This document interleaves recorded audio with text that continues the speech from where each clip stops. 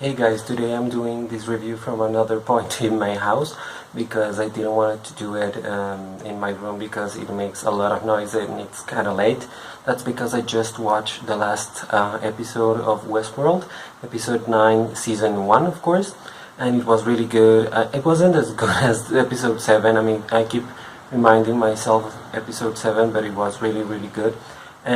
But this episode was great because it revealed a big thing about the series, and that's spoiler alert that Bernard is actually a replicant, if you want, a copy of Arnold, the original builder of the androids, and he was the one that enabled them to have some degree of consciousness, and that's something that Ford doesn't want to happen, of course.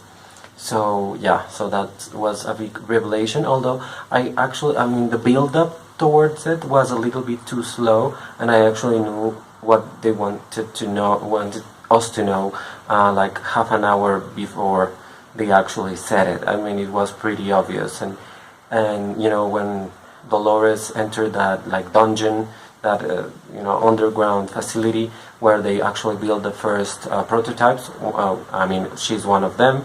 It was kind of obvious that Bernard had been a copy of Arnold, and that was the whole story. And it's another, it's a repetition, if you want, of the theory that Robert Ford is just a god in Westworld, and he's all powerful, and there's no way anyone can escape him. Of course, the moment Bernard actually said that. I don't remember her name, the cute woman, Clementine, sorry, that was so offensive. Clementine gave her the gun and said that he was controlling her. I was like, it's obvious that Ford can make her do the opposite. I mean, he can control anything and anyone on that park, so that doesn't make any sense. But it was obvious that Ford wanted Bernard to see all of his memories, if you want, and to check into that and just have that knowledge. And he actually said at the end, like, I just wanted you to support me even after seeing that, and he didn't. So that's why he made Bernard kill himself, which is kind of weird because he's a machine, so he can rebuild and then like erase or reset or whatever. So, but apparently, according to the preview of the next episode, which is the final episode of this season, Bernard is going to be discovered, or his body is going to be discovered by Maeve, and also Clementine's body, which is like frozen in that underground level, which is like level 40 underground. I mean, it's ridiculous, but yeah, it's pretty amazing, that part, because it was the shocker that they want to give you for the episode. And of course, I think that copying a little bit from Game of Thrones, they tried to surprise you with something, at least one thing in each episode, and that was it for this one. Of course, in Game of Thrones, the difference is that you don't get surprises every single episode, and there are episodes that are like very light compared to others. And I actually was saying to my mother as we watched the episode that this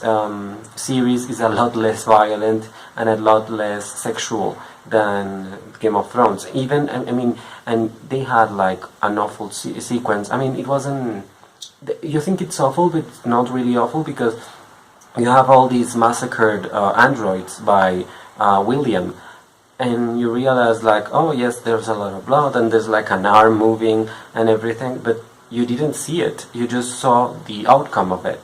You didn't see him like pulling the arms out of them or the legs or whatever. So it's kind of weird, because I mean, you say, oh, it's shocking, but it really isn't. It really is not shocking at all, because you didn't actually see it. You just saw the end of it. And in Game of Thrones, sometimes you see the whole thing from beginning to end. So I think that series is really more violent. And in the sexual content, I actually thought the scene where Maeve is convincing, this bad guy to ally with her, and they're having sex on a tent while it burns. I actually thought that scene was very beautifully crafted, and it was beautifully shot, and it was a really nice thing to do, actually, like dying having sex in a tent that it's on fire. I mean, knowing that they are going to be alive after that. So I think it's very interesting. I don't know. It's really nice. It's not like those scenes, sex scenes in Game of Thrones where, I mean, the last one was like a rape scene, so that's not nice at all. So I mean, you have that in Westworld, and it's very sexual in the sense that it's sensual, and in Game of Thrones it's actually used as a weapon, sex. I mean, it used to have like that sensual meaning at the beginning, but not anymore. I don't think so. So sorry. Back to Westworld, we actually discover where Elsie is, and she's dead, which was kind of obvious. I actually thought it was the Hemsworth brother that had her, but it wasn't him, because now he's kidnapped by Indians, which was the stupidest thing in the world, because it was obvious that it was going to happen. But it's kind of interesting to know who activated the beacon that Elsie had, and I think it was Bernard before he died. So he wanted someone else to continue his investigation, if you will. And I think he's going to find, I mean, Luke Hemsworth is going to find, he's going to find Elsie's body maybe, or something else, some information. It was really interesting to see that Charlotte actually knows the Men in Black, and that he's working in the board that has power to overthrow Ford. So that's really interesting, because we know that Ford and him have kind of this weird relationship where they like fight in an intellectual level, but he lets the Men in Black inside the game and do whatever he wants. But now we know that there's more to it. I mean, it's because he's like a part of the company, basically.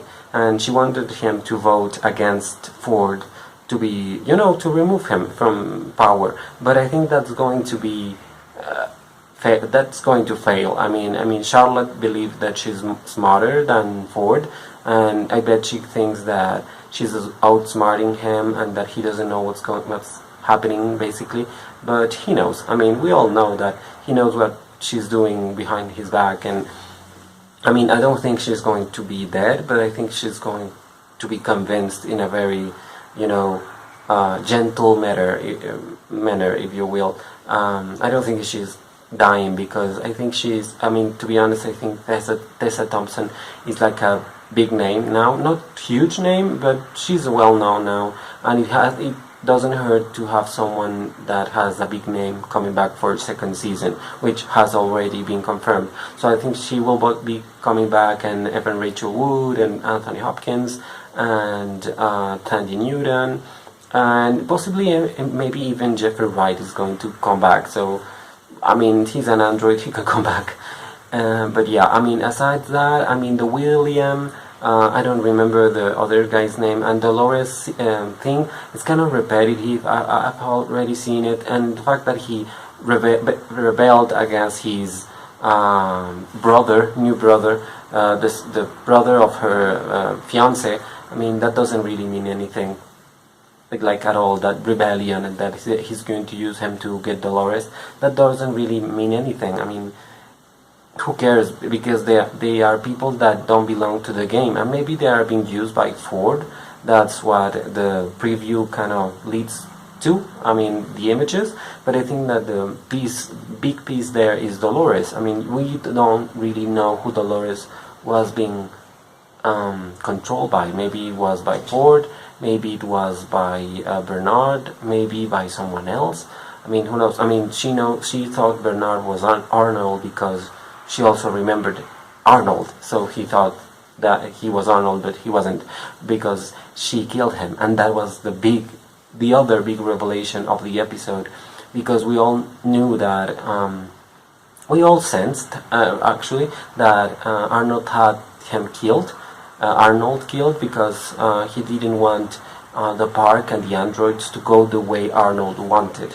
So I actually thought that he had asked Bernard to kill him.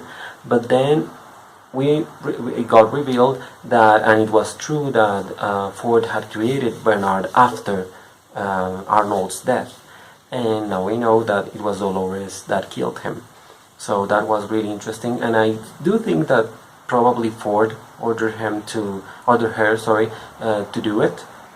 But I think it's going to be interesting to see how they explore that side of her, and how they explore her relationship, Arnold, the Maze, the Men in Black. I mean, because that relationship is really, I mean, it doesn't convince me and I don't understand it, but you know, whatever.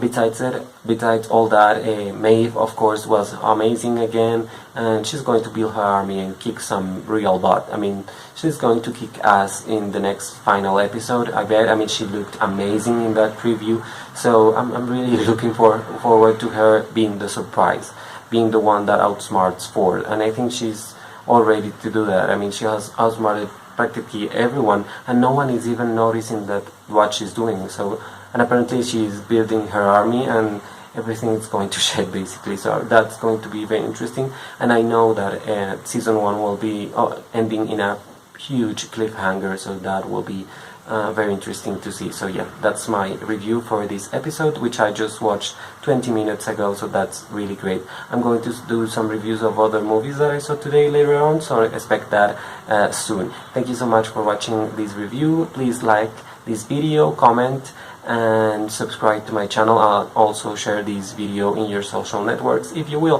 Thank you so much. Bye.